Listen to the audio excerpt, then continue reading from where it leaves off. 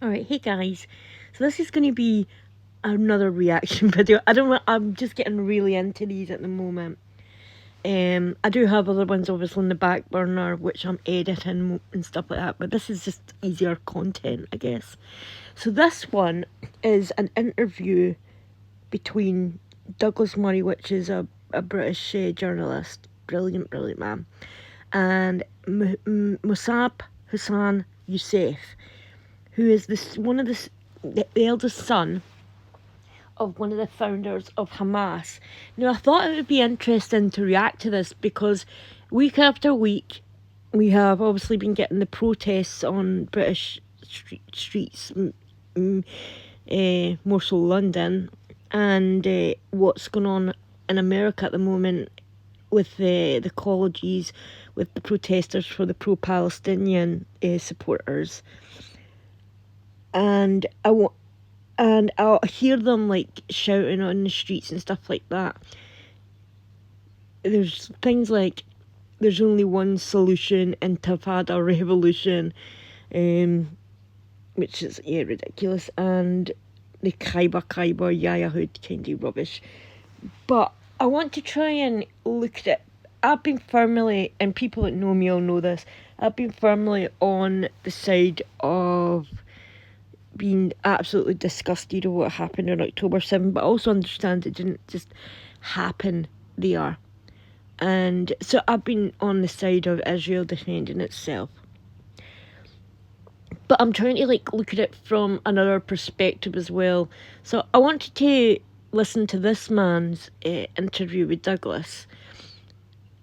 And he was brought up, he was there when Hamas were born. He's a Palestinian man, and so he knows the culture and he knows the people.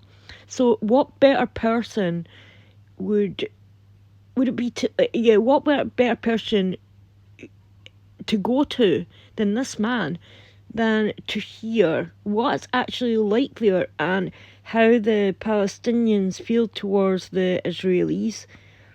Because it's not, this isn't a race.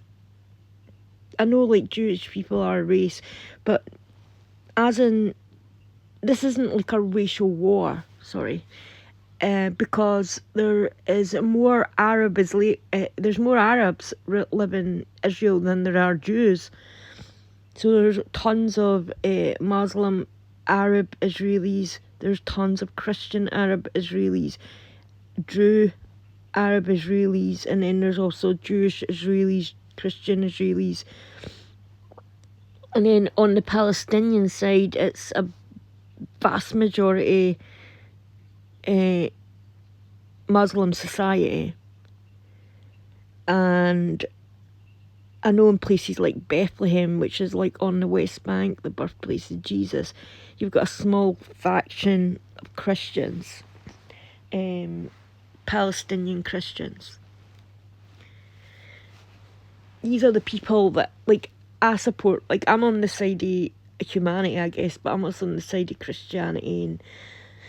But I'm also a firm believer that if your country's attacked, you have the right to defend it, and you have the right to go after those who attacked it.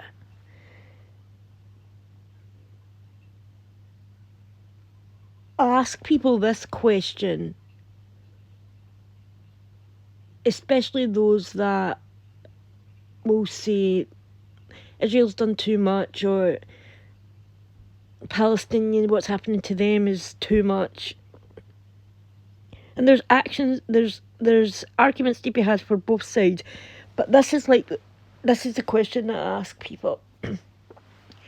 If Scotland, or if you're American, so we'll say Mexico. So if an adjacent country to you, I'm in Britain, so I'll say Scotland, I'm Scottish. Because Scotland and England's a good basis to start. Because Scotland and England have had many arguments over the years. We've fought some wars. Scots have been subjugated. Our clans were sent over to America. So this is it's a good Scottish attacked English. The English have attacked the Scottish. That's just it. So it's a long history. A long history which still exists in Scotland and in England of a dislike for one another, which is utterly stupid. But if the Scots decided we got a bee in their bonnet and just couldn't get over the past, and decided, yes, screw it, and we all descended across the border, thousands of us. There's only 6 million people in Scotland, but thousands of us descended over the English border, and we went into Newcastle, and we started going house to house, murdering, raping, indiscriminately killing people that we fell upon. And I want to ask this from an English perspective. If you're an American, for example, even if this was the Mexican people doing this, how would you expect your government or your fellow citizens to react towards that? Would you just be like, fine, it's just the Scots, got to be in their bonnet about like everything that's happened? And we have been like wronged a lot by the English, but they've still got to be in their bonnet about like what happened, and they're still annoyed that their clansmen were sent over to America and that they all lost their land, which is true. We lost everything because we lost that battle. And that's what happens in war. You win some, you lose some. So if we decide, so as I said, how would you be like, it's just the Scots, still got a bee in their bonnet, they've killed some of us, but it's fine, there's more of us than them. No, you wouldn't. You absolutely wouldn't. You would be like, and this is like hard, this is a hard, let's be honest about it, this is a hard stance on it, I guess. But you would be like, wipe Scotland off the map. Take them out. Even though not all the Scots were involved in this.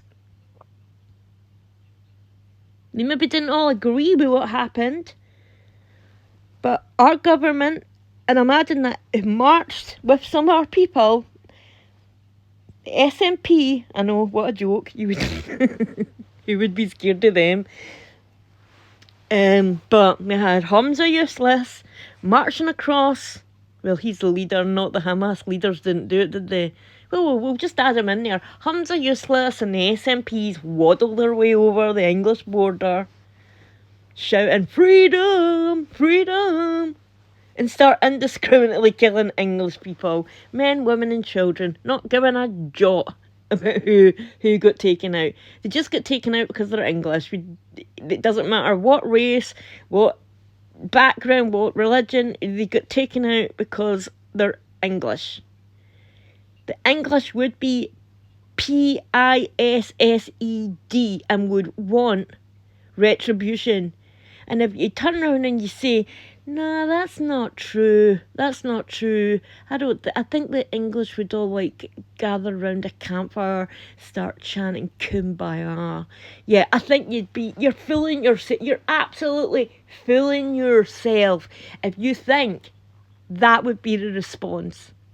The same as it was the response in the past. The English would come up here, the Scots would get pissed, and we would attack back. Then the English would attack us, killing women and children. Scots would do the same. And it was grenades launched at each other. And then eventually, let's be face it, we lost to the English. And then yet at some point, you have to learn. You have to think to yourself, all right, we live in the same piece of land. And we can either go on murdering one another and taking each other out. Or we can say, screw this, and try and live harmoniously together. We might not like one another, we might not all get on, some of us might harbour past victimhood, I guess, that's what you can call it, because you were never harmed, it was like people in the past. But you had to move on. You just had to let it go. So Scots are, I would say, like the Palestinians without the jihad, I guess, because I don't want to be involved in that. But yes, Scots are the Palestinians without the jihad. But we could even swap it over to Christianity and Catholicism, because that's literally what the vast majority of the fights were over.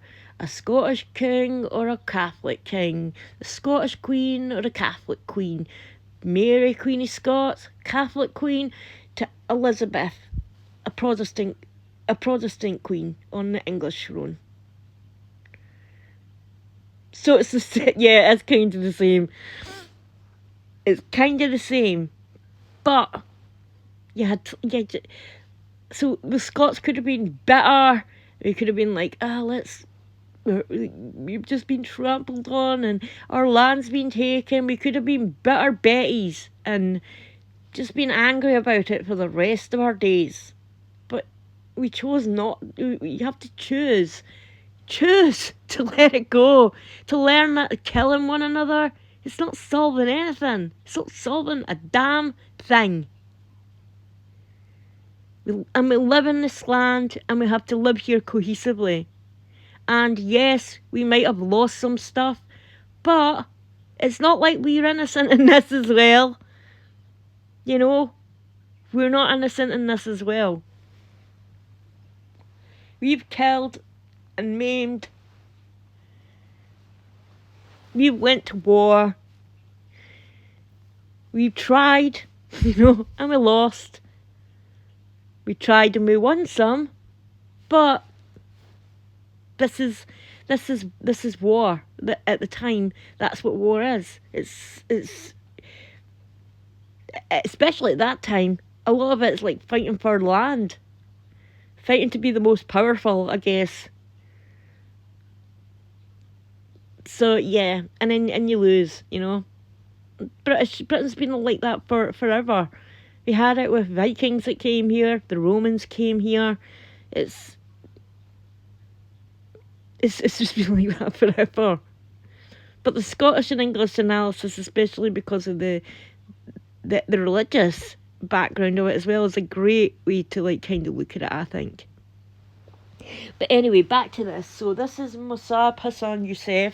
He grew up with Hamas. He grew up with the Palestinian people. And he grew up in this area. So he has a good understanding of what's going on here. So let's just get into this and listen to what he has to say. We never left a trace. Never. It was impossible for Hamas to have any evidence of my involvement with Israeli intelligence. It was impossible even for the Mossad. Oh yeah, that's also what I have to say. So as I said, he was a member of Hamas, grew up as Palestinian, and he ended up transferring and started working for the Israelis. He got sick to death of, he got sick to death of the intifadas, which are a violent revolution of people going into Israel and blowing themselves up and killing men, women and children, irregardless of if they were Arab, Jew, Druid, Muslim. They just didn't care. If you lived in Israel, it doesn't matter if you're a Muslim as well. You're a traitor to them. So, and he saw this hatred boiling over, I guess, and he wanted to do something about it. So maybe he's going to speak about his background a bit on here. I've not watched this, so but I do know a little bit about Mosab's past. He's got a great book called The Green Prince, and they even made it into a documentary. So I highly recommend that if you want to hear a bit about his background, horrendous background. Like yeah. So if you want to know a lot more about Mosab, The Green Prince, great read. He's also on X as well, and throws out some of the funniest tweets ever. If anybody else follows him and they know this saying, "I choose the cow," then you'll know exactly who Mosab is. Mosab Hassan Yousef has lived an extraordinary life. Born in Ramallah, Mosab spent his youth involved in Hamas. That was expected of him, given that his father, Hassan Yousef, is one of the founders of the Islamist movement. Growing up, Mosab embraced Hamas and was arrested by Israeli authorities multiple times for crimes like throwing stones at Israeli settlers and purchasing guns. But during a stint in Israeli prison in the late 90s, now, the settlers is the argument I don't agree with. I don't agree with settlers going into the they call it West Bank now, but it's known as Judea and Samaria. That's why I can't, and it's always been known as that. So when I hear people say to me things like, Jesus was a Palestinian. No, he wasn't a Palestinian. Never a Palestinian. Palestinians weren't even known as Palestinians up until the late 19%. In the 1950s or whatever. Jesus was from Judea and Samaria. He was not a Palestinian. But anyway, going back to the settlers, those are one aspect of the argument that I do not like. I don't think that Jewish settlers have the right to go into an area that's designated for the Palestinians and just take it. That's not right. That's not their area in which they were designated. So they've got no right just to like set up houses and take land from other people that they've lived on. So that's the aspect I don't like at all. But yeah, so I just want to make that clear. At age 18, something changed, or maybe the better way of putting it is that he flipped. Mosab Hassan Yousef became an Israeli informant, and eventually he became Israel's most valuable intelligent asset, foiling suicide bombings and other terrorist attacks. Israel called him the Green Prince. Mosab chronicled his life as an undercover agent in the book Son of Hamas, which served as the basis for a documentary film called The Green Prince. I recommend it. Mosab has since been outspoken not just about Hamas, but about radical Islamic terrorism more broadly, saying there is an Islamic problem, and I think humanity needs to stand against the danger. That's what I went into before I said, like, this isn't about, like, races. This is religious. That was my point. This is a religious war. And you just have to go back and look into the doctrine of how Islam feels about Jews, and even how they feel about Christians and everything other than Islam. And you can start to understand where this hatred comes from.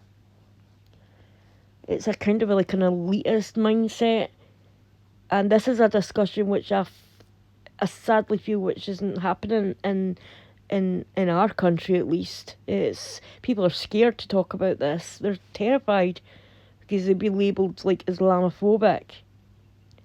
But having this discussion is paramount, I believe, into getting down to the root causes of some of the problems that are being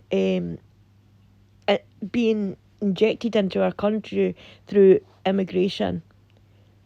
And we have to understand someone's beliefs and their mindset if they want to live harmoniously within our culture. Is someone with these kind of beliefs and mindset, unfortunately, do not fit into a liberal democracy. They just don't. And this is the conversation which isn't happening in the UK. We have to go back to the beliefs, find out how they feel about the other, to understand why the grooming gang and rape was happening in Britain by predominantly Pakistani origin Muslims, and why things like jihad happen, why suicide bombers happen, why do they predominantly happen in places like concerts and stuff like that, and and it's so easy to find out when you understand like what the beliefs are of this ideology. And it's music's banned in Islam and under Sharia, so you're not allowed to. So you're not allowed to like listen to music, so you won't get, unless like they're not proper practicing Muslims, you won't get a huge swarm of Muslims at concerts. Therefore, it's fine to attack these places. And if you did get Muslims at these concerts the way these Islamists think, then they're not true Muslims, so they deserve to die as well. They're infidels and they're apostates. So this is the conversation that needs to happen in Britain, to understand why some of the practices that are going on here from people of the Muslim faith are happening. 2008, he announced his conversion to Christianity shortly before being granted asylum in the United States. For a while, Mosab went quiet. He stopped doing press conferences and seemed to be living a quiet life in California, away from the media and the death threats. But after Hamas's massacre on October 7th... Imagine the amount of death threats this man got. I mean, he's an apostate, for one. He left Islam, so that's a death sentence in its own. And he's left, and he's now like standing up for Israel. He's an ex-Muslim standing up for Israel, which is to his ex-community, which is a no-go area. So the death threats, oh God. Mosab felt like he had to speak out again against the terrorist group he knows all too well. Since then, he's been publicly supportive of Israel's war to remove Hamas from power. Free Press columnist Douglas Murray sat down with Mosab in Tel Aviv. Mosab, Hassan, Yousef, thank you so much for joining me. Thank you for having me. There is so much that we need to discuss, but let's start, just for anyone who doesn't know you. Where did you grow up? Not far from here, just up the mountain in Ramallah town. And as you know, my father is one of the founders of Hamas. He's the top Hamas leader in the West Bank. He speaks on behalf of Hamas, and this was the environment where I grew up. What was it like growing up in a Hamas family in Ramallah?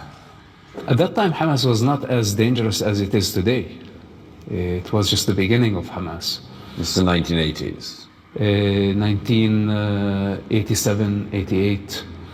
And of course, the beginning of Hamas, it was very hard for anyone to see October 7th. And this is part of my frustration, that it started with a romantic chant, from the river to the sea, back in 1987. And we had to pay the bills for the Intifada, the children of that generation. Then we grew up suffering.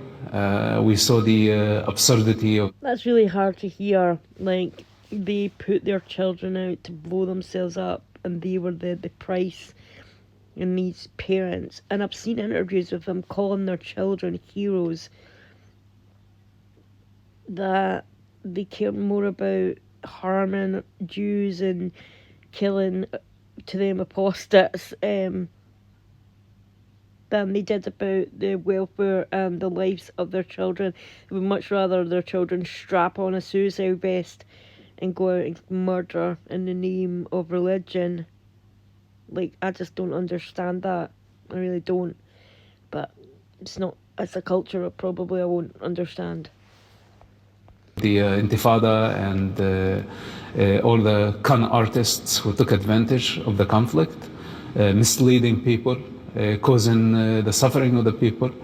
Then you see their development and how the situation got worse and worse, from the river to the sea, to stabbing, to suicide bombing, to eventually genocide.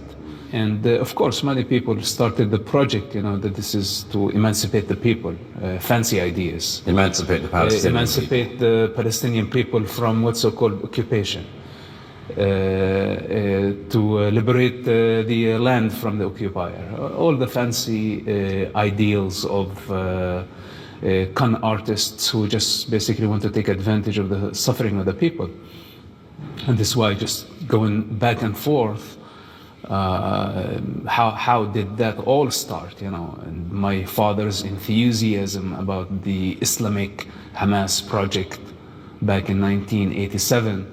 Did he foresee October 7, and how barbaric that attack was? Probably until now he doesn't know actually what happened on October 7 because he wasn't there. And that's a problem with this matrix of violence. So many people contribute to violence, but they don't know that they're just part of an evil force. But anyway, it was just insane. That for argument me. could be used against like the Nazis as well, as not all of them knew what was happening in the camps, but because they chose to follow that ideology, they were punished as well.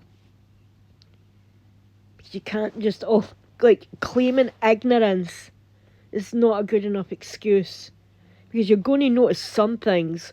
Oh, there used to be large Jewish families, or my neighbour used to be a Jewish family, and all of a sudden they all disappeared. Where did you think they'd gone? Where did you think they'd gone? Pushed out into other countries? Well, no, where did you think the people had gone? Do you think they'd been abducted by aliens? So claiming ignorance is not a good enough excuse. Not a good enough excuse. These people, they cannot be completely delusional and stupid. Can't be. To believe that, well, yeah. Okay. Yeah, I think you get my point. To grow up in that environment. Most people think that the environment they grow up in is normal and is what everyone else is growing up in. True. Most people think their families are the same as every other family. Did you think that? Of course. This is the only reality you know. And now the question, do we have the courage to fight against our conditioning, the conditioning of the society, of the parents, of our environment, and to rebel and think out of the box. But if you dare to challenge Violence the flow of your isn't the society answer. or the conditioning of your culture, then you better be ready to die. You better be ready to walk into the unknown. What sort of things were you taught when you were growing up? Jewish hatred, this is not a secret thing. Hatred towards the Jewish people, towards the infidels, towards the Christians. It's part of the Islamic common teaching. I've been told this as well from Muslim friends, that it's an open secret in mosques that they heavily hate the Jews and Christians and anybody that is not of their faith, but it's a good majority is Jew and Christian hatred, apostasy hatred, and they just a very elitist mindset. It was just in the air. It's in the air, it's in the book, it's in the mosque, it's in the school, and people think that it is normal to just preach hatred towards other people because they are different or because they don't agree with the Islamic principles. So wherever you go, there is hatred towards anything that was not Islamic, And particularly against the Except Jews in Israel. mostly. When you were growing up, and presumably you absorbed this in your family home, in the mosque, in school, and people assumed that the aim was the eradication of Israel. That was the main aim. Am I right? Yes, this is. It's not only in Hamas charters, it's in fact a desire not only for the Palestinian Islamic movements like Hamas, Muslim Brotherhood, Islamic Jihad, Hizb al-Tahrir, Salafi jihadists. Even in the past years, we had the Islamic State in the Palestinian arena, but it's also the non-Islamic movements that praise Jewish slaughter. And this was the biggest problem that they had in the. And he's right. Even the Palestinian authorities pay the families of martyrs, so people that have went and blown themselves up and killed Israelis. I'm not going to just say like Jews, because there's Arabs, Muslims, and etc. live in Israel. So they're paid for their families are paid for the rest of their lives, and they're given an apartment. And the same happen. So that a good majority. So think about it. Our taxpayer goes to United Nations, goes to other places, our governments, that then goes into funding towards these places to help them. And a chunk of that is going to the families of terrorists. That is unacceptable to me. 90s during the suicide bombing attacks. In the second Intifada. In the second, before and after the second Intifada, and people used to celebrate. So when the news came through that there had been a successful suicide bombing in Tel Aviv, it was... At least I would say a majority of the Palestinian population celebrated, praised suicide bombing attacks, even though it targeted civilians, mostly civilians. And everyone knew that.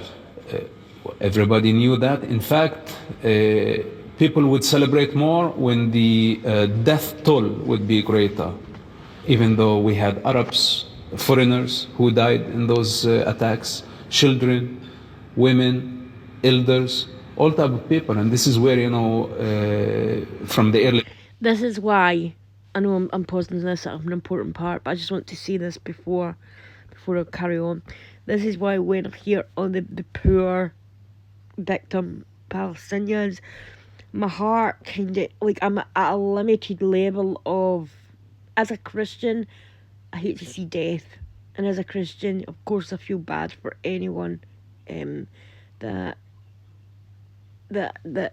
loses a member of their family, that is living in hardship. But to an extent, I'm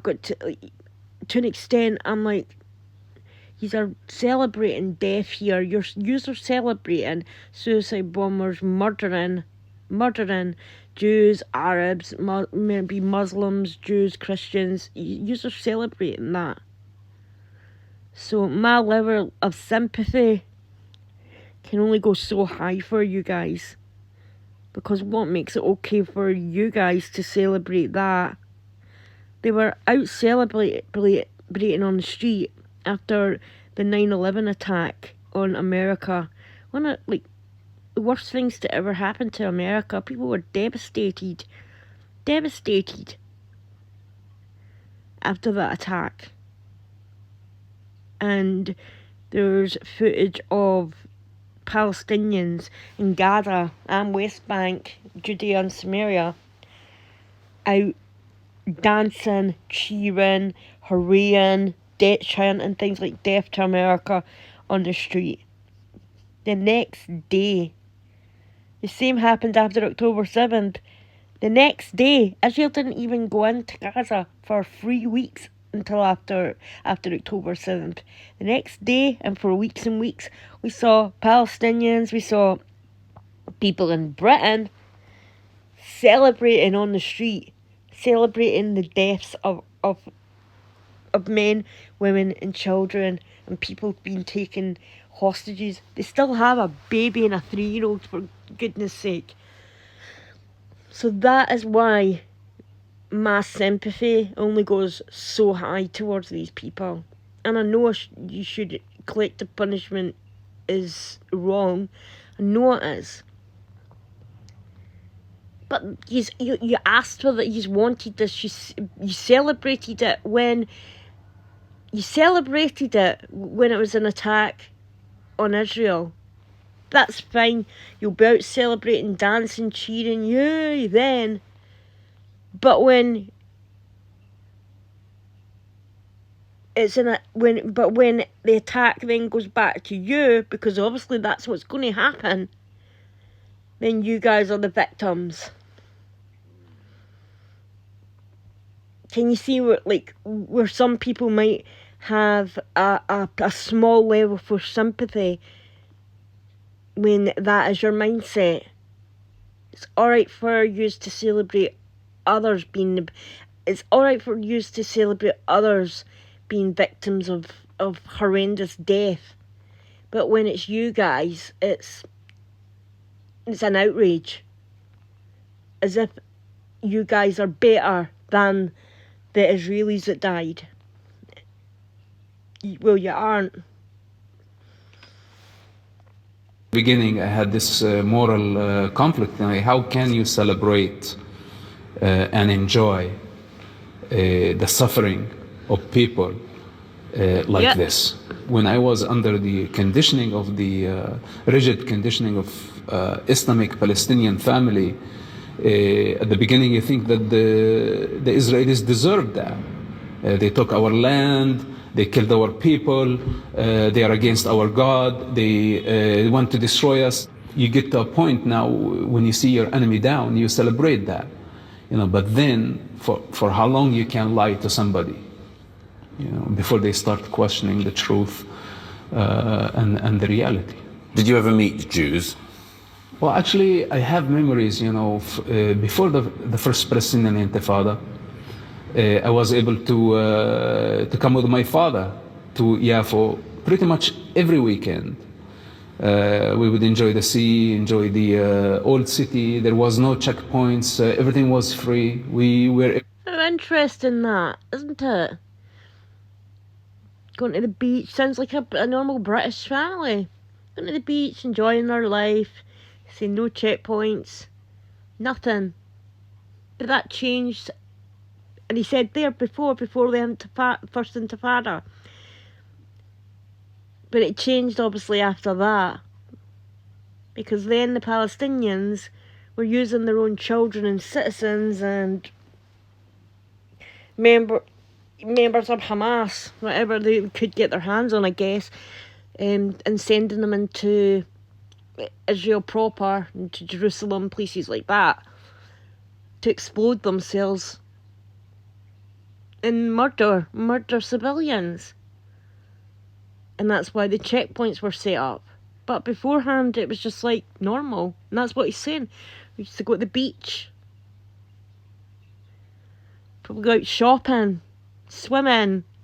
Just normal lifestyle. But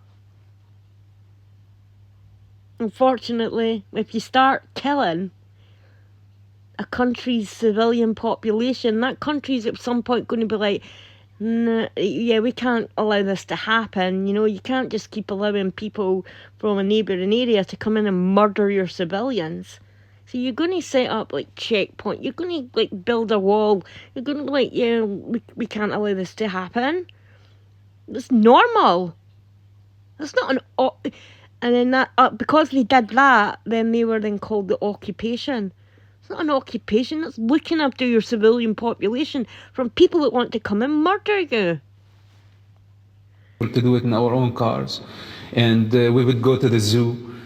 When my father get lost in the streets, doesn't know where to go, he would just ask the people, and people would help him how to navigate out of the city.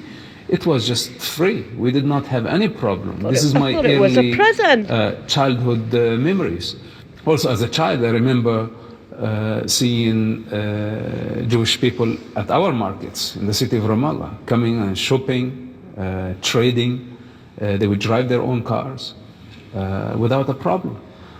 My uncle used to work for an Israeli construction company, and his boss, his superiors, their families would come to our village, and we would dine together. This was just 1 or 2 years before the first Palestinian Intifada. When the first Palestinian Intifada started, everything changed. This is Like I just said there, of course everything changed. You cannot go in and murder another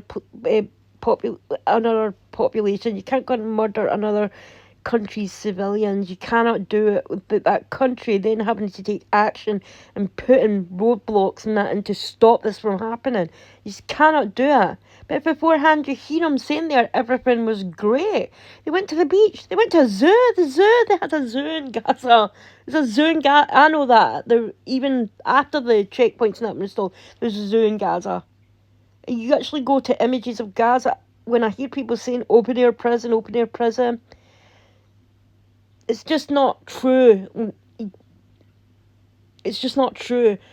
You go in, you can see images of Gaza, there's hotels and stuff like that. Fortunately, because Hamas were using the money that was being sent into Gaza to build tunnels instead of bettering up the infrastructure, then it didn't get better. It didn't get better than... And then also just can't blame Israel for this. Because I can remember it, when I was in Cairo, a bus exploded just up the road from us, and it was a Palestinian terrorist attack. So then Egypt started being very wary about letting them in because they were causing so much turmoil in Egypt, blowing up hotels and buses with tourists and that in them. Then you started seeing the Egyptian military more on the street with their guns and stuff. It was where you didn't see that before. And it was because of this terrorism that was flooding in from the Gaza area. And you also have to look at, I won't go into it here, but history of like countries like Jordan, etc., taking the Palestinians in. And what they did to Jordan, they tried to like murder the king there, killed some of their population, then tried to form a coup to take over that country, murder the king. The king of Jordan had to go to India to ask for a small army to try and push them out. The history is very complex in this area.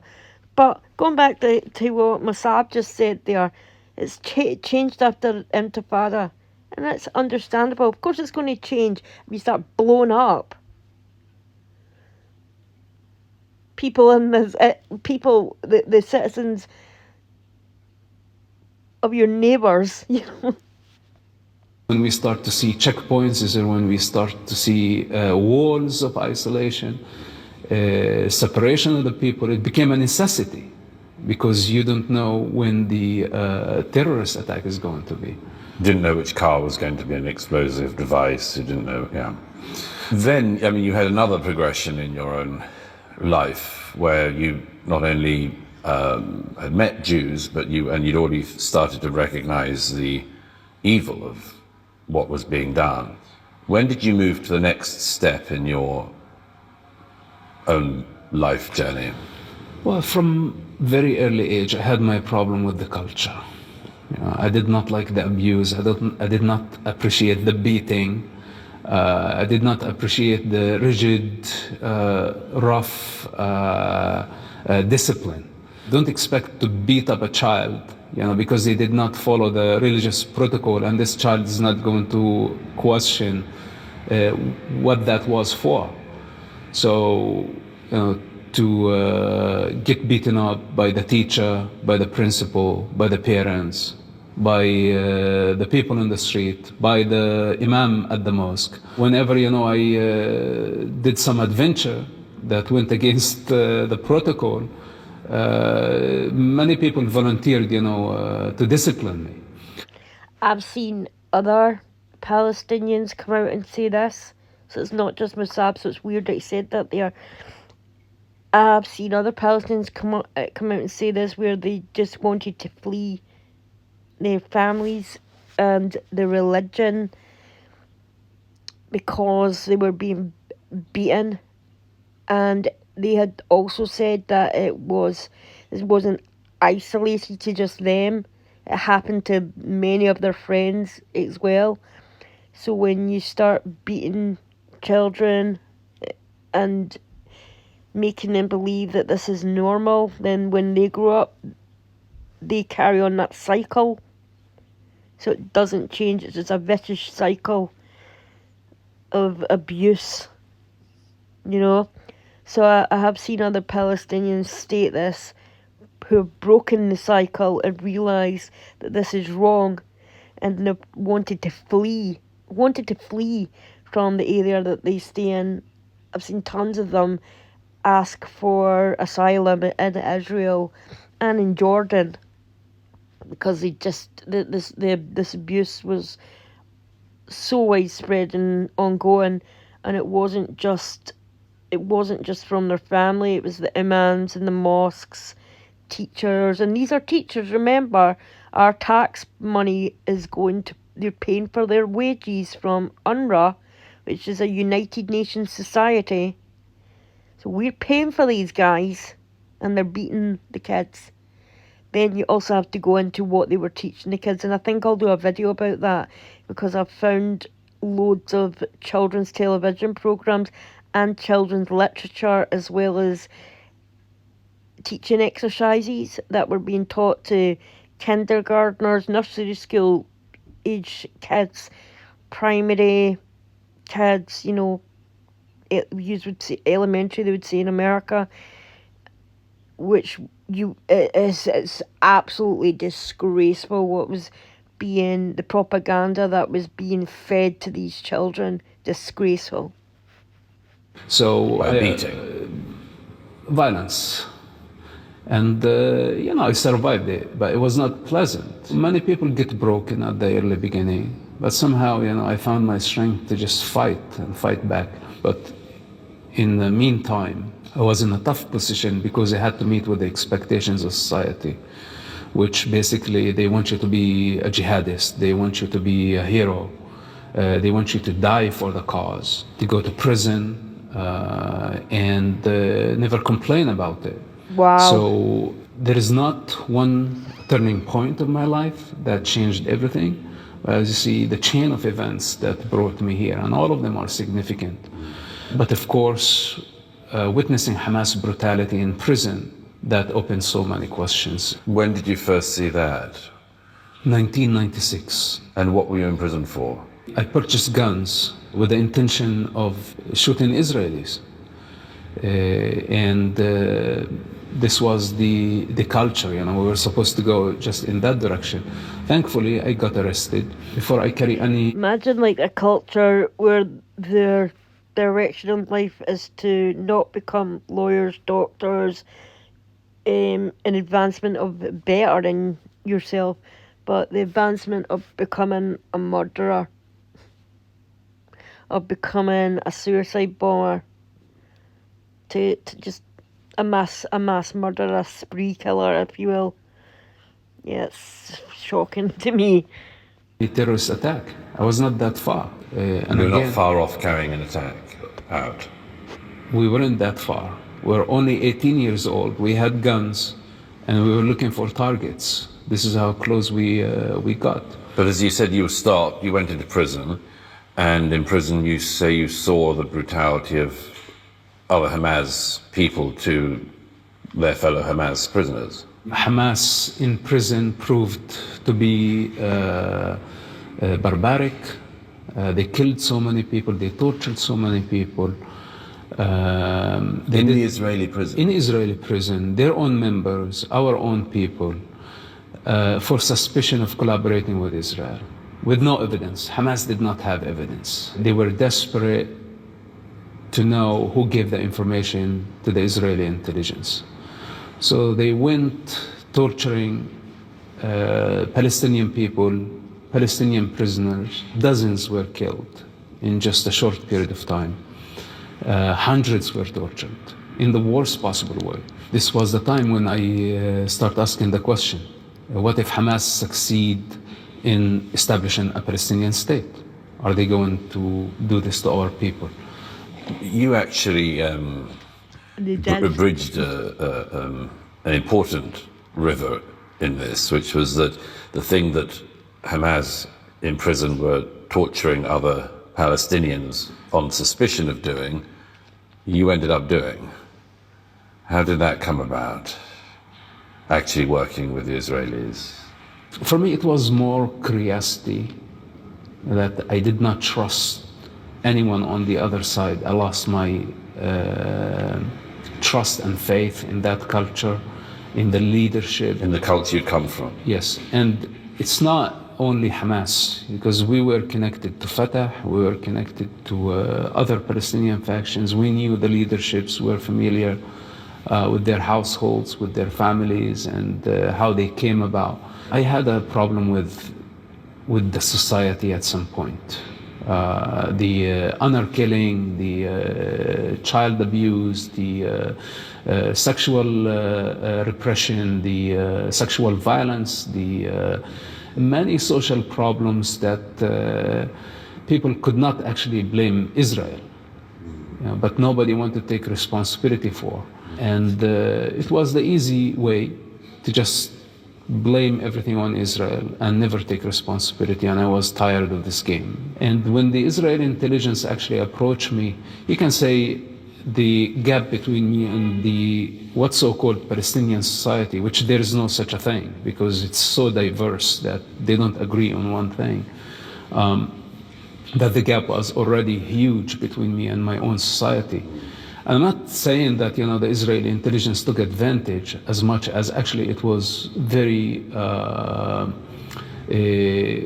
eye-opening. There was no narrative without evidence, without facts, without connection to reality that made a lot more sense. It's a pretty remarkable thing to do, to end up working for Israeli intelligence coming from the background you came from. You don't need to go into operational details and so on, well. but working inside the community you did and actually informing, giving information back to the Israelis that saved many lives, I mean, that must have been a terrifying thing to start off doing.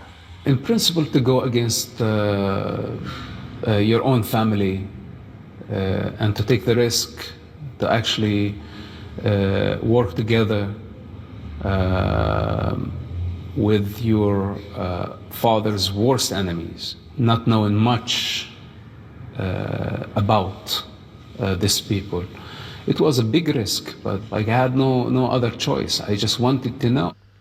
And this is a thing, like, this guy's a hero, but this is a thing of how he's the type of person, the type of Palestinian that can save his own people. Just education, learning, growing away from this ideological mindset that everything is everyone else's fault, but yours. If he grown up, I mean, you remember this. This is the son of a Hamas founder. If he can do it, why can't they? Why can't they learn new ways and new ways of thinking and ways of cooperation instead of ways of war? If he can do it, like why can't the rest of them? It's because and it's not all of them. It's not all of them, but a vast majority just choose not to. They choose not to. Their hatred is just way too ingrained, just way too radicalized to be able to move away from thinking what could be instead of what is. So if someone like him can do it, son from an extremely radical family, radical father, a Hamas founder, be him, people like him, Palestinians like him, are a future of this area. This is what this just learning and understanding, and just instead of teaching hate in the schools, and they just taught honesty, then it could bring peace to this area. This is like him and others who are like him, who are Palestinians that speak out against the ideology that's ingrained in the Gazan society, are the future of this area. They truly are. They're the ones that can save their own people. But the people need to be saved in the first place. Why we were suffering? Why are we still suffering? And being part of the intelligence community helped me see things for what they were, because the access that I had, you can only have if you were part of that operation. So you'd hear about attacks that were coming up, for instance, and you could tell, presumably, your contact of what you knew was being planned. Was that an ordinary day's work for you then? Most of our operations, the information was there already, and the agency had trouble actually piecing the puzzle. For me, it was a lot easier if I had the information. I'm able to make the connection. What sort of attacks did you stop happening? Mostly during the second intifada, suicide bombing attacks.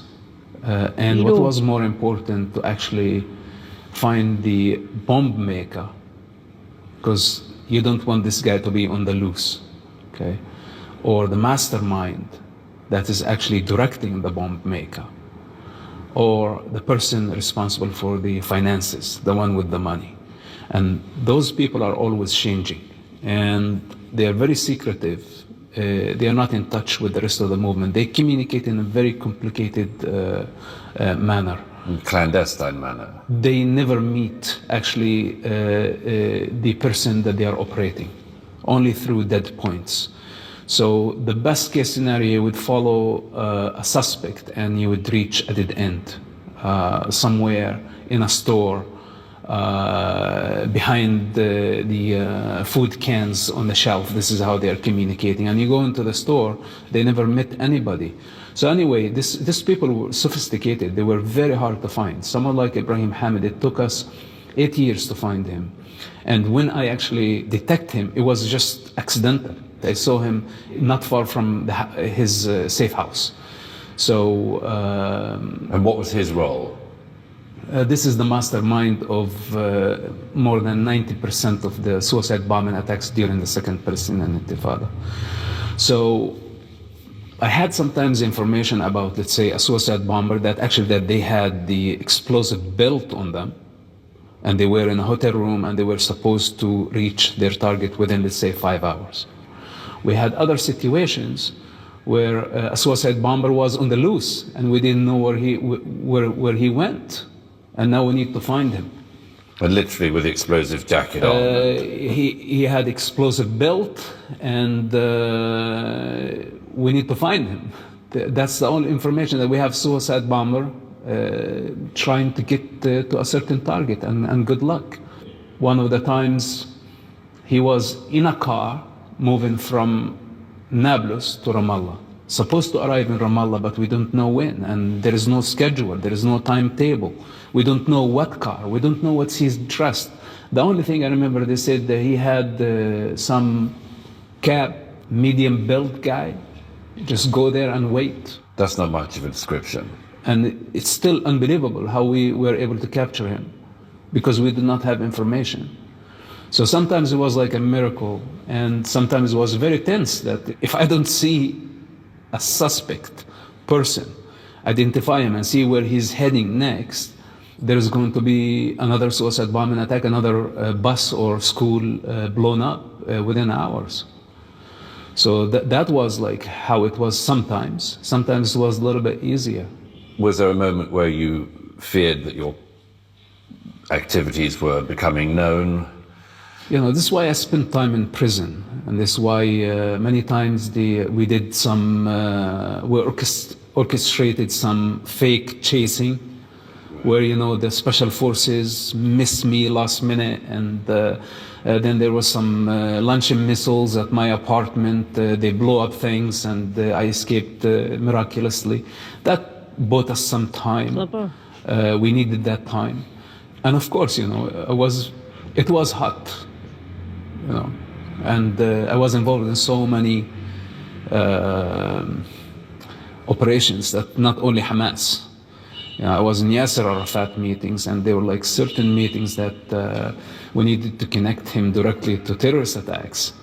But it was a handful of people in that meeting, and the information was used by Israel against Yasser Arafat at the United Nations. So it's like how many people were in that meeting, and this is why the agency was always worried that I was on so many fronts, involved with Marwan Barghouti operation, with my father's operation, with Hamas military wing operation, the public front, some wanted people also, they came to me, suicide bombers, most wanted terrorists, and I was like literally involved in so many fronts. And this is when I remember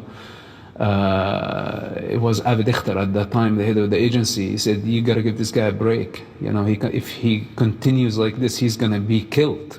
And I think this was the responsibility of the agency. It's just like when I'm involved too much, that it was for the time to slow down. Whether send me 3 months in prison, 6 months in prison, just take me out of the region for a while.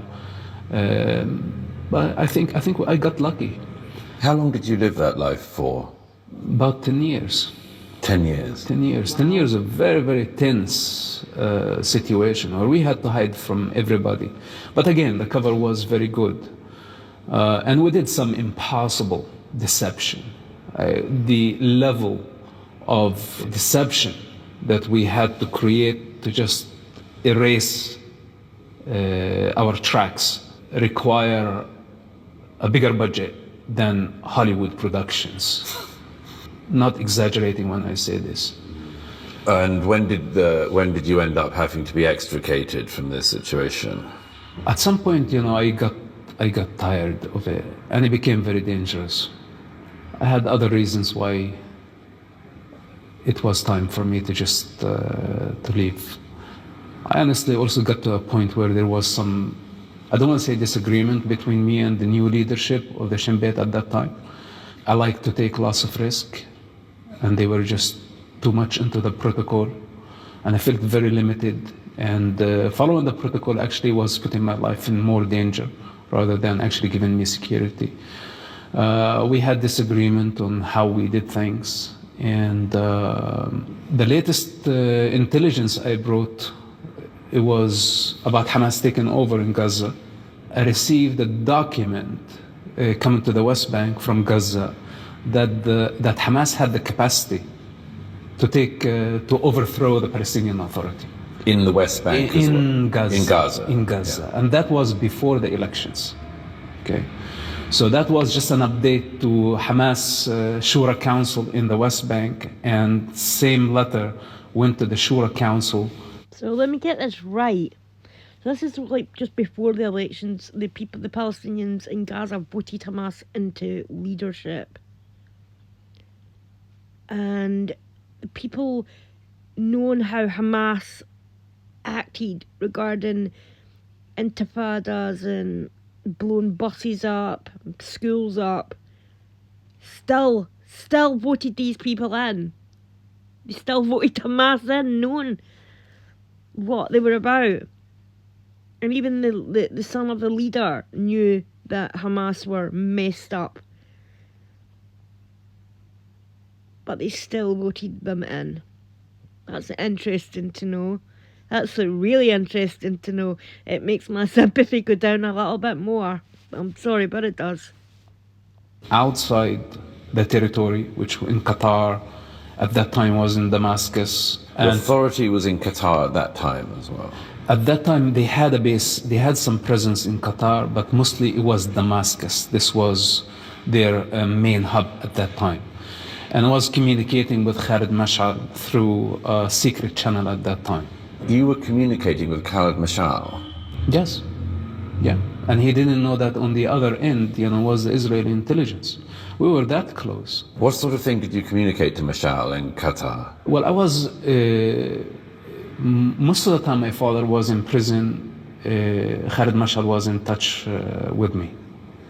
At the beginning, it was just a social thing. But then we developed that into operational. That we opened our own channel and we give Hamas Damascus our services. We knew that they were desperate to communicate with the West Bank and they lost many of their channels. So we came up with a creative way that they liked very much, but they had to go through us. And this is how actually we got them on the hook for a while. And Khalid Mash'al was just on the other end. So the information that came, basically, that we are ready. Whenever the Shura Council decide that take over Gaza, we're ready, we have the power. And they did. And that was before the elections, before Hamas won in the elections. So now when Hamas won the elections, they became the government. The Palestinian Authority did not accept Hamas' victory, and this is when Hamas took over. But what really pissed me off at that time, that the Israeli intelligence knew 6 months ahead of the time, and they didn't do anything about it. They knew that Hamas was going to take over. That Hamas not only had the capacity to take over, but they had a plan to take over. You were, in the end, you were... That's also interesting. So Israel knew that Hamas were going to take over and chose not to do anything about it, which again is interesting. I guess it's an election. I can look at it from two standpoints. I get why he's peeved off there, because he's fighting against these people, knowing that they're barbarians, and he's thinking the people I'm working for just allowed this to happen. But then again, it's an election in Gaza, and the people are choosing who they want their leaders to be. And they chose Hamas.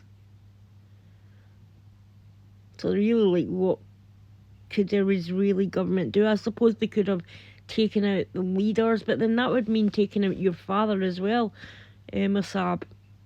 But they could have, I guess they could have imprisoned them. But again, it is very hard. He just stated there, for them even catch suicide bombing plans, because of they would meet each other, and they were it was a very complicated and very I don't know, just a very, they just had a very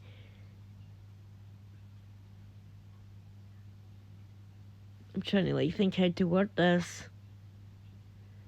Just as a means of doing things in a certain way, which meant it very difficult for intelligence to catch them. But I can also understand why he's angry there, because he's worked for 10 years to thwart Hamas, and then to know that they're about to stand to be the government of Gaza, and the Israeli intelligence knew this. So it's a kind of catch-22, but I get it. Israel knew how dangerous these people were, so in a way they're partly responsible for allowing these people to come into power, which then then out of that came things like October 7th. whereas people wouldn't die. But then you have to look at it from another perspective as well. If Hamas didn't step in, Islamic Jihad, another faction in Gaza, would have. Leaders are sitting in Qatar and planning these things. They're all proxies for Iran. So would it have just been another group? Would it have been like the same attack happened because the bus bombings and etc. were happening from all factions from the Gaza Strip under Islamic Jihad, Hamas, and so yeah, would it have been another government in power, but the same thing would have happened, the same plan would have happened, but it just wouldn't have been under Hamas? You just do not know, I guess. It's a catch-22, you just don't know. But the hatred at the end of the day is there. Like, they hated the Israelis. So the hatred is there that they want to annihilate them. Hence where, like you said, you got the intifadas and stuff like that. And all the attacks that happened. So, I guess, like, in a way, you think to yourself, like, it still would have happened, but it still wouldn't have maybe be... It still would have happened. The kids that were being taught hatred in the schools at the times, because let's face it, these are the children then being taught the hatred,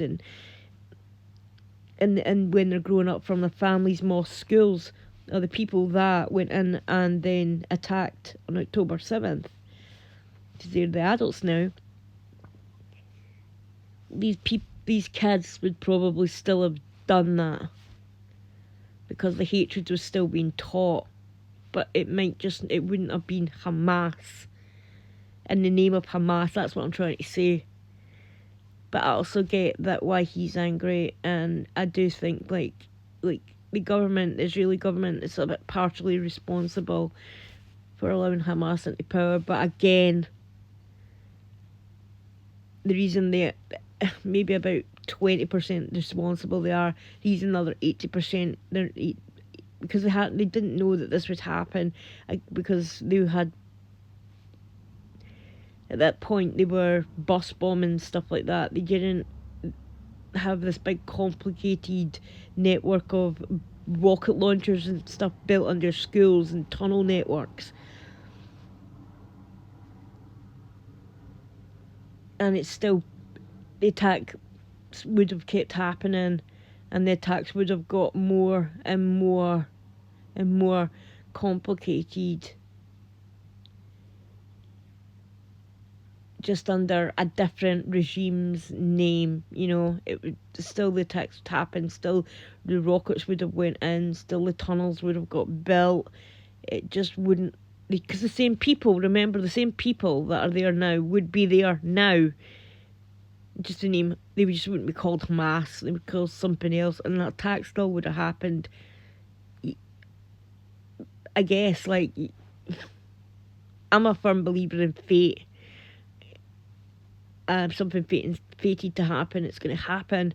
So, if I believe in that, I believe that, like, if it's going to happen, it's going to happen, so regardless of what name they use that under it, it still would have happened. I think I'll do a part 2 on this, because he might start going into, I'm sure he will, because this is all about his upbringing and about the life that he lived while being in Hamas and working for the Israeli government. I want to talk about his feelings and his thoughts about what happened after October 7th, and his feelings, because he's got feelings as well towards, like, the people that are protesting for Palestine. He really just vehemently dislikes these people, because he doesn't believe they are protesting for the children of Palestine. Because if you want to protest for the children of Palestine, you want them out of this cycle of violence, out of being taught violence and out and to learn and grow in education.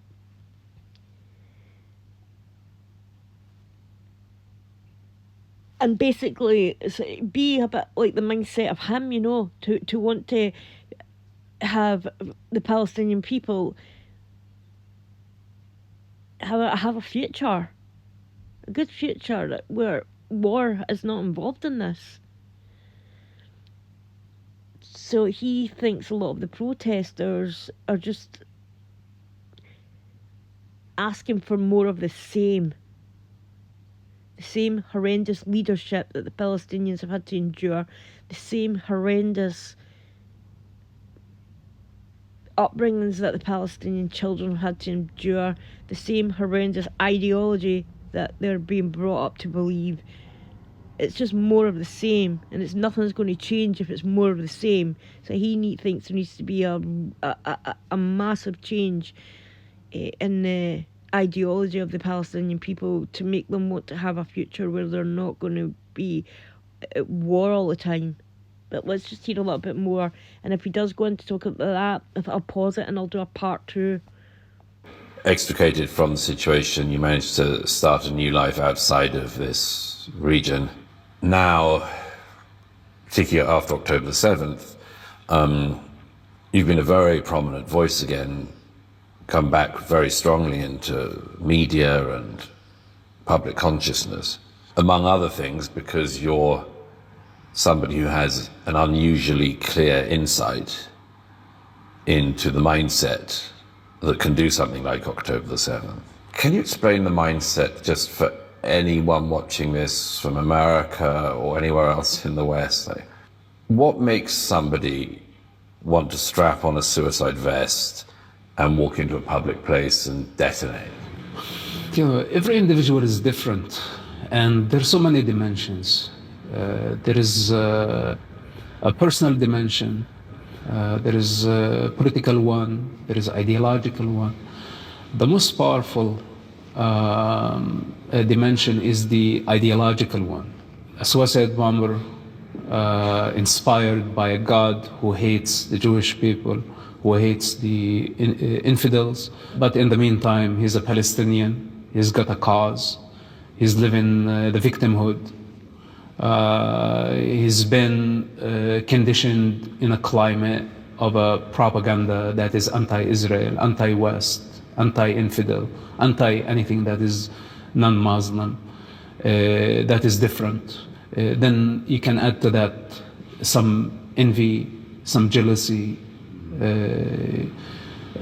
whatever it is, there are infinite forces that come at play that can actually cause an individual to strap up a suicide vest and end up killing himself and killing so many other innocent people that they never met before.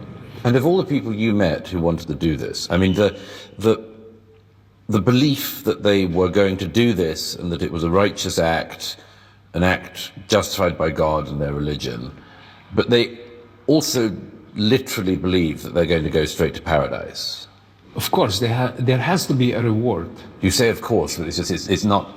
It's very alien to the rest of the world, this idea. I mean, it is, but for those who live in delusion, to believe in principle, in some entity that exists somewhere in the universe, that is punishing and rewarding people based on their obedience or their disobedience. One of the things in the Quran that Allah hates the Jewish people for being disobedient. Hence, many of those jihadists think that they are the sword of God on earth, that they are actually manifesting the punishment against the Jewish people for being disobedient. And this is why, I personally questioned the belief system itself. I thought it was not enough to work in counter-terrorism shooting down terrorists or trying to stop a suicide bomber before they reach their target. But after 10 years of this operation, I came to realize that we were fighting a ghost because we did not deal with the belief system. This is exactly what I'm talking about at the beginning of this video, that we have to deal with the belief system, the ideology of Islam, and unfortunately that's not being discussed in this country, where he's saying that a lot of the people who are doing this, they do it for their religion. So it's interesting, and it is very alien to Brits because we don't speak about it. And this is why, when I go publicly and say Islam is a problem, because whether if you believe that your reward is a 72 virgins in the afterlife, or you believe that you are blessed by the same entity in this life, you still believe in a hypothetical God which does not exist. But this God is actually your drive in life.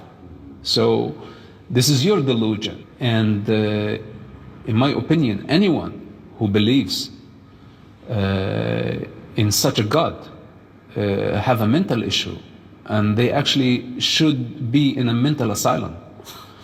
But when you have 2 billion people like this, it becomes a majority, and it becomes the agreeable. It becomes a certain truth, even though it's just a projection of human ego. So as someone who lived this delusion and broke free, to be delusional is something. To be a delusional suicide bomber is something else. Everybody can have whatever dream they want to have in reality, their perception of reality, but there is a limit. Tell me about the families quickly. When a suicide bomber went off in this period and killed people, how did their families back in the West Bank react? It's a very strange phenomenon because they just lost their child. But now everybody in the society is congratulating them for their loss. They don't say, we're sorry for your loss. It's a great job. It's a great gift to the society. Congratulations. Your son is a shaheed. A martyr. A martyr. So now, when everybody is coming to the mother to celebrate, now the mother has 2 choices. To tell everybody to go away, and this is how she's going to lose the status in the society. Or just accept the fact that she lost her son, but she now can gain something out of it, which is the mother of a martyr. To have the pride of the pride and the status of a family that contributed towards society. It's why praising suicide bombers, by hypocrites in the society, that none of them would have agreed to their children to die in a suicide bombing attack. Khalid Mashal wouldn't. Sheikh Hassan Yousef wouldn't. None of the Hamas leaders would. So none of them sacrificed their own sons. Unless their sons die on their behalf, then they would say, we sacrificed our sons. But usually they want the poor people to die on their behalf. They want others to die on their behalf. You're probably one of the very few people who would have seen what Hamas did on October the 7th, and as well as being appalled, would not have been surprised. Honestly, I was surprised. You were? I was surprised. Not by Hamas brutality, by the scale of the event, because see, this is where I get this now. He's surprised at the scale. He wasn't surprised at the brutality, but he was surprised at the scale. So did Israel think that by allowing Hamas to allowing Hamas to be elected as the government in Gaza, did they think that was the lesser of all evils? Because there's factions all over this area but by allowing Hamas to be the leaders, that would be the lesser of all the evils that were there, all the attacks towards their people. That would be the less evil group that, from this area. So if he's surprised, then I'm guessing that they were probably surprised at the scale as well, because I know they were surprised at the tunnel network and the amount of, and they knew about the rocket launchers, etc., being installed in schools and stuff, but they were surprised at the amount of them. That every single home, every single school had a rocket launcher. Every single home they found arms in. Mosques, there was arms in. Hospitals, arms, rocket launchers. So, yeah, so he's surprised, and yeah. But then he'd left for 10 years, so what was their intelligence? But I do know they have come out and said that they weren't shocked like him about the barbarity. They knew that they were just as barbaric as the other groups there. They were just shocked at the scale. They didn't realise how massive and how well funded this had become. But even listening to him there again, as I spoke about this earlier, as the families being proud of their kids being martyred, and being suicide bombers, and the fact that the government's, he didn't say this, but I know this is a fact, pay the families of martyrs. Yeah, but like you said there, it's not the top leaders that are sacrificing their children. It's the poorer people that are losing their children, and because they've been radicalized with this ideology, you don't realize that they're losing their children, not for them or not to better them, just to keep the money flowing in for those rich pieces of shit that are sitting in Qatar, in the Iranian government.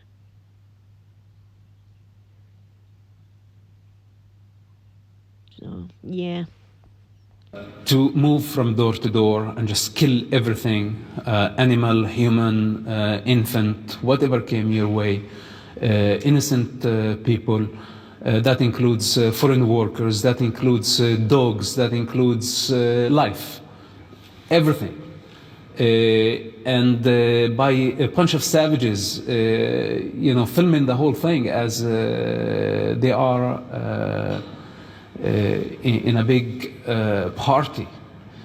The glee. Yeah, or something, whatever it is, the terminology, just, it really was shocking to see. It's, in a way, it's amazing to me because you'd seen the brutality of this movement all these years, but still, October the 7th shocked you. The scale of the attack and the documented attacks. Let's say the fact that they wanted to record their crimes. That everything was just streamed live or recorded GoPro in time. Yeah. There was no suicide bombing attack that I did not see the fresh photos of the scene. And I'd say could be the ugliest thing any human being could see or smell. And every time, and dozens of those suicide bombing. And it's the ugliest thing. So it's not that I was not familiar with Hamas brutality and what they were capable of creating and the destruction. But this one, you see them moving, you see them speaking, you see them enjoying it. They rejoice in the death of so many innocent, defenseless people. In people's living rooms, enjoying beverages from their kitchen, while the children are mourning the death of their parents just next door. There is no human language that can describe the evil that took place on October 7th. And that's not just a war crime. It's not just killing. It's a genocide by all standards. And to see... But they've flipped it, haven't they? Because that's one thing that they're masters of. And he even mentioned it on this, the victim narrowhood. They've flipped it. They celebrated Israel being attacked out, celebrating on the streets. No one said anything. But when they defend themselves, they become the victims. They become the victims instead of the aggressors, which they were. They were the aggressors. But now they're the victims. They went in and cleansed every area that they went into. I've seen the videos of them even shooting the dogs. Shooting people's dogs. So yeah, they went in and genocided everything in that area. Everything died. But then, when Israel defended themselves, they flipped that as well. And then in Israel are the genociders now. It's very interesting, like, how they've done this. Like, the propaganda on that side, it's real. And it is interesting that they have now... Israel aren't seen as the victims of an attack, which they were. They're the victims. And now they're the ones that are genocided when it was... that's interesting, like, to see how they flipped it. Interesting. Such a genocide, but nobody's talking about it. This is where it struck me. That actually, at that time, Israel did not even build its case. And I think it's a Jewish trauma that does not want to accept that actually the enemy was able to execute another genocide on our watch. And we could not stop it. And I think this is part of the guilt, that Israel is actually not telling the truth of what happened to them. That's like part of it is the shame or the guilt, and I totally understand. That sometimes you can be a victim and you prefer to actually not share it with anyone because you become vulnerable and people take advantage. And actually, and that's one thing I have noticed about the Jewish community. They don't. If there's any community in this world that could fall back on the victim card, it could be them. They would have a strong case of it. World War II, prime example, 6 million of them ruthlessly executed. So they could fall back and say, like, we've been the victims, we've been the persecuted, we've been this, that. And nobody could say anything about it because it's a factual truth. It's true. But they've chosen not to do that. They've chosen not to, like, fall back and see themselves as victims. They've chosen to see themselves as survivors and move on with their lives. And I think that's where they're losing this propaganda kind of thing. Whereas the Iranian regime and the Palestinians have realised that the world likes a good victim story. And the world feels sorry for victims. So they've stolen that card and flipped it round, and therefore they're the ones now who are the victims and the genocided. When that's not, like, that's just not true. But they've used the pain of what's happened to the Israelis, and now people have forgot what happened on October 7th. Now people, like, don't even really, maybe nobody even mentions the hostages that they still have. No one even speaks about them. Nothing. There's absolutely nothing. The only thing I hear about is the Palestinians and how the Jews are genociding them, and that the Israelis have, like, Palestinians in prisons that shouldn't be there. And that's not true either, because these are people that are in prison for, like, stabbing people and trying to commit suicide bombing attacks. But you just don't hear about that because the the Jewish people, like, they don't see themselves as victims or survivors, so they've not. They're losing this. It says it's all about propaganda, and they're losing this battle. Because if there is one community that could be perpetual victims if they wanted to be for the rest of existence, it would be the Jewish people. But they've chosen not to do that, and and like I said, the world feels sorry for the victim. The world feels sorry, they like a good victim story, and a good victim cause, that they can stand behind and feel good about themselves for standing up for. And we've forgotten that they're the victims in this. But the Palestinians and the Iranian regime have capitalised on it and flipped the script on the Jews. Some would say that's a stroke of genius.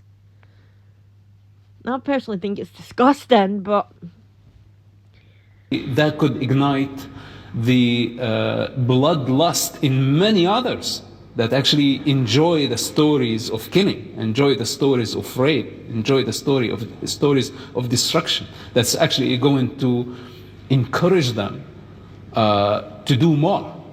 Just like a beast smells blood, and the bloodlust is ignited in the beast. And I was speaking to the Israeli ambassador to the United Nations and telling him, this is a genocide, what you went through, what your country went through. We have to build the case. This is not just a terrorist attack. And still, until now, Israel is not making its case publicly. Let me ask you, as wrap up, I remember speaking with you almost 10 years ago now, after a set of attacks in France, in Paris. There was the Charlie Hebdo attacks, the attack on a kosher supermarket, then the attacks when dozens of jihadists rampaged through Paris, massacred people at the Bataclan Theatre and the stadium and coffee shops. And I remember then asking you about, what does it take for the West to wake up to this reality? Because, you're aware of this reality because you grew up in it and you saw it firsthand, and you were a very unusual person in thinking your way out of it, which, is incredibly unusual. I would say that most Israelis today understand the reality that there's a group or groups of people who say, we want to kill you, and if they get the opportunity, they do.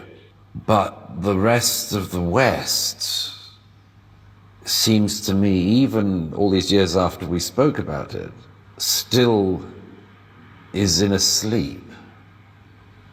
What would you say to Emmanuel Macron, Rishi Sunak, Joe Biden, Kamala Harris?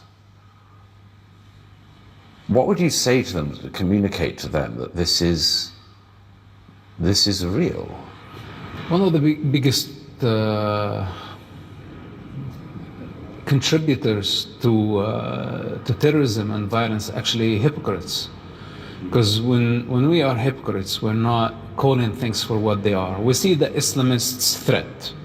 We see what they are capable of doing. And when I say CIA, FBI, Homeland Security, other intelligence services in the West, most democracies in the West, they know the ideological dimension that motivates terrorists and terrorist attacks. But we prefer not to talk about it because it's Islamophobic, or because it's controversial, or we may offend the Muslims. So now we're submitting to their intimidation when we don't talk about it, Exactly. when we don't challenge it, that this is not acceptable. It's not acceptable. Life depends on diversity. And the different is appreciated. Yes, we should have human discipline because we are not animals. But also we don't want someone acting as a sword of God because then everybody would think that they have this authority, and the only outcome is bloodshed. We have the Muslims who live in the West, and I think there is no problem with that in principle, but don't enforce your religious identity, and when they do, we have to counter it. Like, for example, we cannot separate church and state and allow mosque and state to be united. We cannot just stay asleep while watching the Islamic hubs produce more extremists. And today, we have so many Islamic fanatics who actually preach through social media, through YouTube, and they are based in London, they're based in Paris. And they don't only advocate for a peaceful Islam, actually they're just preaching very dangerous, radical ideologies, the Muslim Brotherhood ideologies that is anti-West, that is anti-civilization, that is representing the 7th century mentality as an alternative to the modern world. And they are protected by the freedom of speech. But there has to be a limit to where you can preach such sick ideology. And I think most of the leaders are afraid, whether they're ignorant of the topic or they have short-term interest and they don't want to compromise this interest. They don't want to offend Muslim countries like Saudi Arabia or like Qatar. They have their own calculations, but in the meantime, we cannot hide from the challenge because Islamists are in the West and they are waiting for an angry cause. And this is the dangerous thing about the Palestine. This is why one of the reasons that I came back and I came very strong against the pro-Palestine, because it's not about Palestine. There is no such a thing as Palestine. It's anti-West, and it's looking for an angry cause. And the more anger they are able to generate, they're creating the climate for those individuals who have been waiting to act. So I don't want to say, what are we waiting for? Like another major terrorist attack? Then we are going to understand that we have an enemy within. I hope we don't get to that point. But let me tell you something. From my personal experience, when they start first shouting from the river to the sea, calling for Jewish genocide, it was no time before chaos. And it became suicide bombing attacks, became stabbings, it became mass shootings, it became, everywhere became a target. And Palestine is chaos. Islam is chaos. And of course this is very hard to say, but I hope that we don't get to the point to see the things going completely out of control, to realize that we have individuals among us that we really need to leash, that they cannot take advantage of the freedom. There is a limit. You cannot advocate on behalf of terrorists and terrorist ideology by the name of freedom of speech. It's not acceptable. You can't use freedom in a society to shut down freedom. Yeah, absolutely, but because it's very hard to draw the line, and many people take advantage of this. Take for example, after 9/11, Muslims went into the hiding for almost a decade or more than this. They just hiding their identity, and after October 7, it was just next day they start demonstrating against Israel and against the West. In New York, in London, in Paris, everywhere. Within a week, they showed so much aggression.